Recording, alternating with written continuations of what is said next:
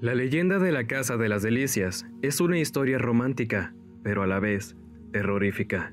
La Casa de las Delicias, ubicada en Álamos, Sonora, lugar donde en el año de 1800 una joven doncella de la familia Almada Guereña se enamoró de un humilde jardinero.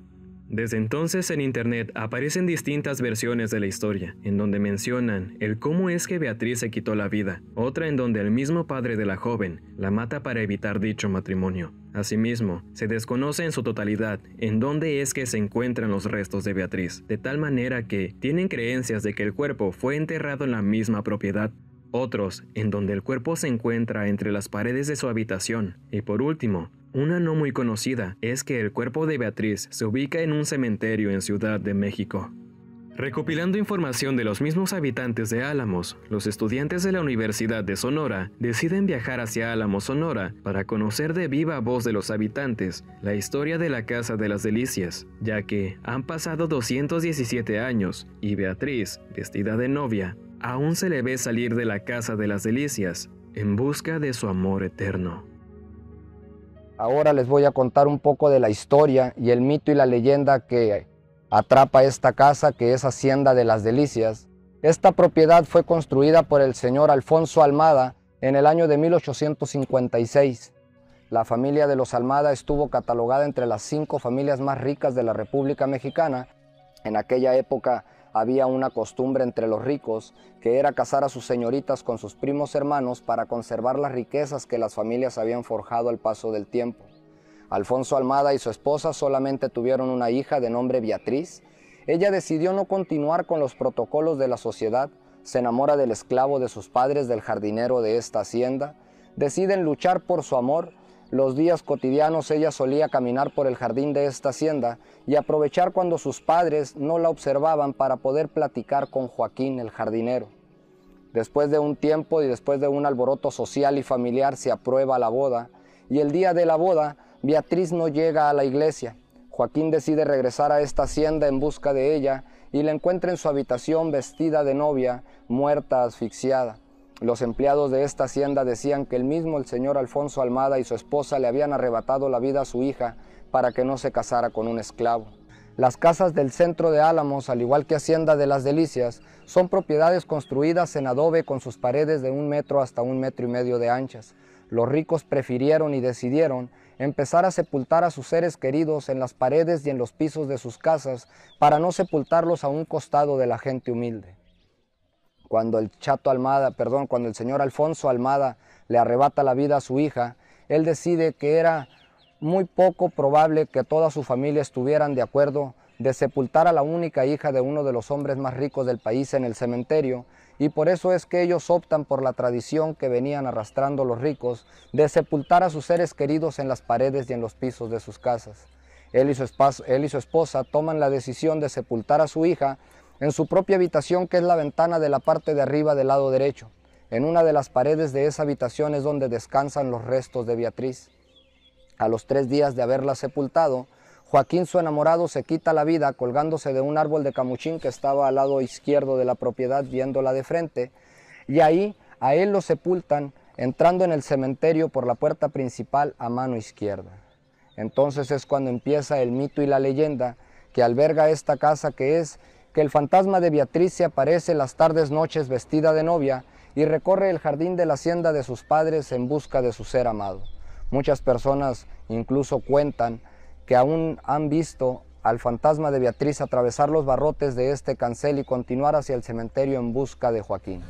Pues muy poquito sé, pero sé que fue una muchacha joven que se enamoró del jardinero, y pues fue de una de las familias más acaudaladas de aquí de Álamos. De hecho fue la casa más bonita que había en esos tiempos. Entonces la familia no estaba de acuerdo con ese noviazgo. Entonces terminó en tragedia por la muerte de esa mujer, de esa jovencita.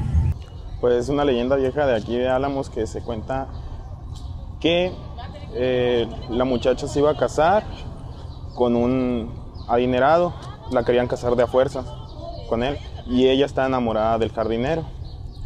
Un día se escapó con el jardinero y su papá se enteró y mandó a matar al jardinero el mismo día de la boda. y ella se fue al panteón y se suicidó. Tuvieron una hija que se enamoró del jardinero.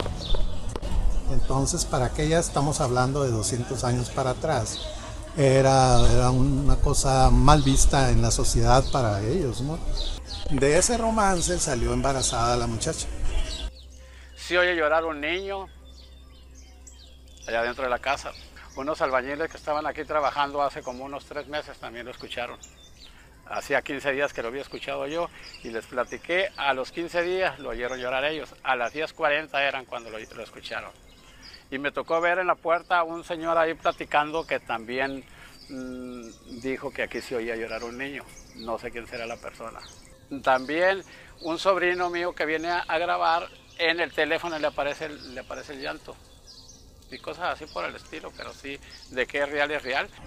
Entonces ahí es donde dijeron, ¿qué está pasando? Los papás de ella, ¿no? Pues ya averiguaron y todo y sacaron a la luz que era del jardinero. Pues no se sabe nada, pero lo que se piensa que a lo mejor eso era lo que pasaba, que estaba embarazada ella. Por eso ese llanto de niño, pues yo jamás lo había escuchado, ¿no? Y se ha escuchado por otras personas, no por mí mismo.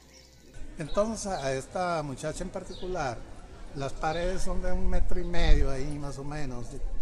Entonces abrieron los trabajadores, abrieron como un portal, como una puerta, ¿no? Entonces ahí metieron a la muchacha, le pusieron una veladora, un vaso con agua y su última comida. Y ya de ahí a cerrarla, la tapiaron. Y hasta donde le llegó el oxígeno, porque se acaba en ese lugar limitado, allí falleció la muchacha. Pero yo sí me tocó ver, pero como que flotaba blanco, pero transparentón, transparente así, así. Y ya cuando te levantabas con miedo y todo, ya se desvanecía. Por Dios santo, se siente una vibra muy rara, muy extraña. Y en la casa de las Delicias, las veces que hemos entrado se siente un ambiente muy pesado, suenan cosas, se empiezan a fallar los celulares, el flash de las lámparas tampoco, se empiezan a parpadear. Me ha tocado traer grupos de personas que después del recorrido, al llegar a su hotel, me marcan y me dicen que muchos de los videos que han grabado dentro de esta casa están con audio, pero no tienen imagen. Tienen imagen, pero no tienen audio. Y muchos, al tomar fotografías, cuando ya llegamos aquí, las quieren ver, ya no están en el celular. Y en una boda que estuvimos ahí, estaba todo cerrado y había gente adentro. Me ha tocado ver sombras que pasan de cuarto a cuarto, se oyen pláticas sin haber gente. Si no han entrado ahí, entren a las 12 de la noche, a la 1 de la mañana. Verá que van a sentir algo. Y yo me subí allá, hasta las ganas de orinar me quitaron. De veras, porque yo no creo en eso, pero ahí sí creí. Ahí sí creí. Una vez, mira, en uno de estos paseos, iban y como hay un velador ahí, entonces se paró afuera y estaba cerrado el zaguán. Entonces no había quien abriera, pues. Entonces paró aquí. No, se brincaron la barda. Dijeron, no les tengo miedo, y se metieron, porque estaba cerrado el zaguán y brincaron la barda. Fantasma, a mí, ¿qué me hace? Se fueron hasta adentro. No pasaron 5 minutos, mira, cuando venían, parecía que los traían correteando a la frega, corriendo asustado hasta la madre. Y uno de vatos brincó la barda y la chingada, y el otro le tuvo que ayudar a la chamaca a salirse. Venían, mira, amarillos, asustados. No pueden ni hablar de qué es lo que le pasó ahí. Así como existen personas escépticas, como cuenta el señor Sergio Valderrama, también existen las coincidencias, unas más grandes que otras. Así como la que se verá a continuación, en donde, al parecer, nos encontramos con uno de los 3 personajes de la historia anterior. Lo único que sabemos es que las cosas se embonan tan bien que la historia cada vez va cobrando vida, o simplemente es la misma historia contada por distintas perspectivas. Quienes tienen la última palabra serán ustedes. Una madrugada que por juego un amigo quiso ir jugando con ese tipo de cosas y yo le dije, no, con eso no se juega y no vamos a ir, le dije, porque pues está peligroso, le dije. Y pues él quiso hacerse como, ¿qué se puede decir? Un vidente, por así decirlo, jugando con ese tipo de cosas. Y yo se lo dije muy claramente, no te vayas. Y no me hizo caso, pues ahí fuimos para allá. Igual veníamos con un amigo de fuera que quería saber la historia. Estábamos enfrente de la casa. Mientras yo le estaba explicando al muchacho, era alrededor de las 12 de la noche. Cuando yo le estaba explicando a mi amigo la historia, la versión que me habían contado a mí, en eso yo empiezo a ver un destello de luz que venía de la parte derecha de la casa. Y entonces yo me le quedé viendo, en eso volteé a ver a mi amigo, el que estaba jugando con ese tipo de cosas, y se quedó helado, ni siquiera reaccionó, o sea, estaba pegado viendo hacia allá. Y en eso volteé a verlo y me volteé a ver él y me dice, ¿viste lo mismo que yo? Y yo le dije, sí, sí lo miré, le dije. Pero pues como yo ya tengo cierto tipo de experiencia con esas cosas, pues yo lo tomé totalmente normal, pero él no. Él por andar jugando con eso, pues sí se quedó como en shock, nunca había visto algo así tan fuerte. Ya pues lo subimos al carro porque se puso todo blanco y no podía ni caminar. Tiempo después le pregunté que sí, qué fue lo que miró, y lo que yo miré fue una mujer que venía caminando hacia nosotros, y él miró la figura que sale de la fuente. O sea, miramos cosas totalmente diferentes, pero en el mismo momento. Bueno, vamos a entrar a lo que es la Hacienda de las Delicias. Vamos a hacer un recorrido por el interior de esta casa. Vamos a hacer mucha observación sobre lo que son los detalles de la casa, sobre los pisos, los techos, cada detalle que tienen en las cornisas, y vamos a visitar todas y cada una de las habitaciones de esta casa. Vamos. Bueno, este es el cuarto que es el recibidor de la casa. Este es el cuarto que está bajo el cuarto donde fue sepultada Beatriz.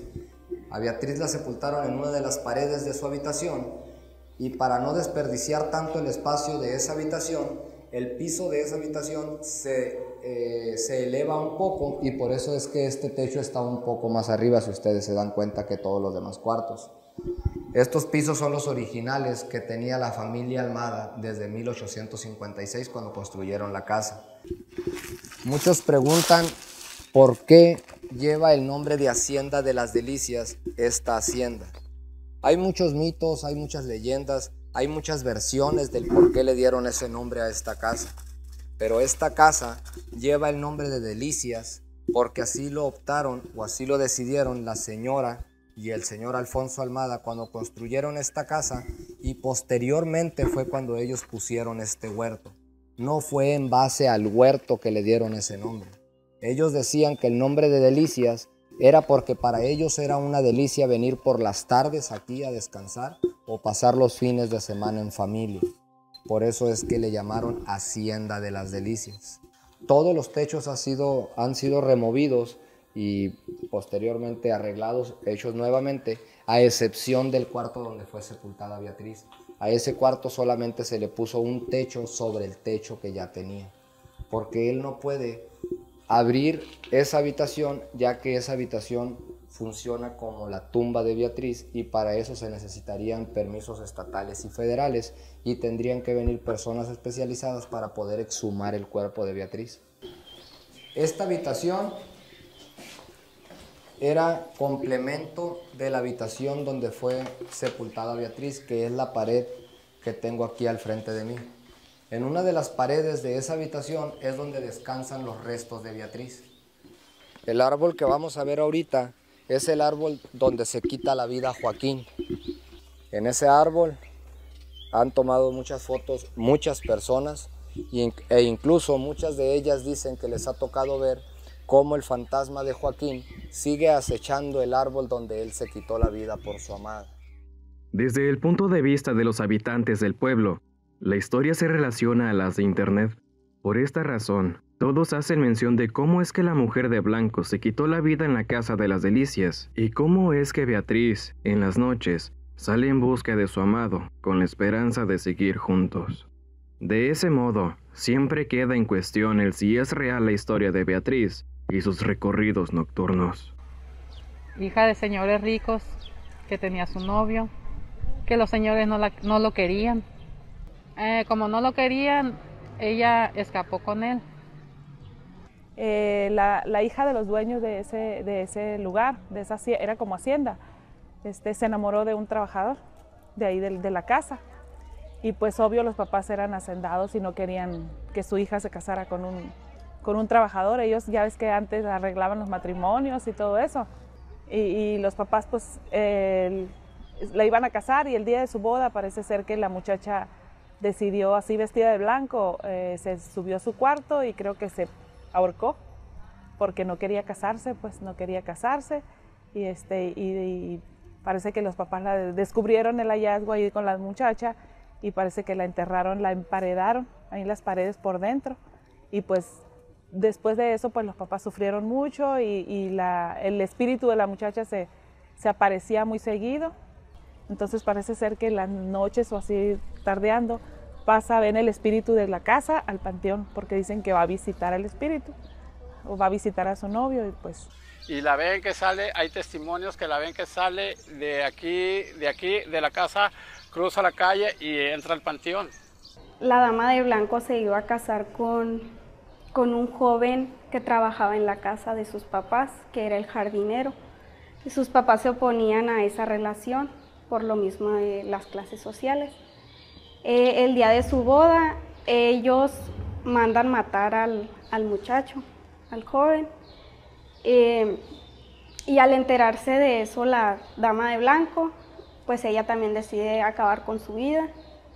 Entonces, ella dicen que a escondidas del papá se bajaba de su recámara, salía por la cocina y se iba al panteón. Por mucho tiempo lo estuvo haciendo, hasta que un día de tantos se decidieron y ya le avisó al papá que se iba a casar. No dijo nada del papá, dicen, hicieron los preparativos de la boda. El día ya para casarse, ella vestida de blanco, el novio no se presentó. Pensó que la había dejado plantada, fue cuando se encerró en su recámara, que es la que está de balcón abierto. Al tiempo de estar encerrada, que no comía, que no dormía, dicen que supo la verdad ella, que no había sido así, sino que el papá se lo había mandado matar y enterrar en una fosa común aquí en el panteón, para que no se casara con ella, porque ellos eran unos ricos hacendados y él era un pobre trabajador. Dicen que así permaneció encerrada, sin comer y sin dormir. Dicen que así fue como murió, vestida de blanco. Se enamoró de Luis, el hijo del esclavo de la familia. Fue un conflicto social y familiar según la historia que cuentan nuestros antepasados. Ella defendió su cariño, programaron su boda. El día de su boda la encontraron muerta, vestida de novia en su propia casa. Se dice dentro del mito que ella está sepultada en los pisos de una de las recámaras de la casa, y que su joven enamorado Luis se suicida a los días y se encuentra a la entrada a mano derecha del cementerio que está enfrente de la casa, como era costumbre, como un esclavo en la fosa común del cementerio. Si habláramos de respuestas recurrentes, los habitantes de Álamos nos hacen dar un paso más adelante con la veracidad de esta historia. Pues ya me pasó, es algo verídico. Pero sí es real. Sé que es real. Pues la verdad yo pienso que sí es realidad. No puedo asegurarlo, pero yo siento que sí. Le daría 50 y 50, o sea, 50 de creer y 50 así como de expectativa, así de... No es normal. Totalmente. Es una realidad lo que se vivió, porque hay muchos mitos y muchas leyendas. No existe en ninguna parte del mundo un pueblo antiguo que no tenga mitos y leyendas. Lo más sobresaliente de la historia es que los alamenses le pusieron un castigo a esa casa cuando murió los padres de Beatriz, y por más de 100 años nadie volvió a vivir en ella, nadie volvió a entrar a ella. Y en 1950 la compró una escritora estadounidense de nombre Indelisa Franklin, y con 2 empleadas que venían con ella vivió ahí, y murió a la edad de 100 años en 1976. Y una de las empleadas va por las autoridades pertinentes para venir a levantar las actas. Sobre el escritorio de su estudio se encuentra su último libro, que ella tituló Álamos y sus fantasmas, escrito por Indelisa Franklin, donde ella asegura que pudo ver y platicar con el fantasma de Beatriz y con el fantasma de Joaquín. Nadie ha vuelto a vivir en esa casa. Teniendo en cuenta que para muchos la historia es verdadera y la joven Beatriz y su enamorado siguen viéndose en su lugar preferido, el panteón, es importante recordar que por más escéptico que seas, debes conocer y visitar este sitio. Sobre todo, si visitas el lugar y decides tomar algunas fotografías, recuerda las palabras del señor Arturo Valderrama. Muchas veces se asustan, muchas veces quieren borrar la foto y yo les digo que no las borren porque no a todas las personas les da las fotos, no con todos, es raro. Sabemos que dentro de la cultura se dice que es más fácil que se le aparezca a alguien que no cree que a los que creemos. Para mí, verídica es la historia. Me pregunta sobre el mito y la leyenda de esta casa y le repito a ella y les hago énfasis a ustedes que cualquier mito o cualquier leyenda, para creerla tienes que vivirla y para vivirla tienes que sentirla.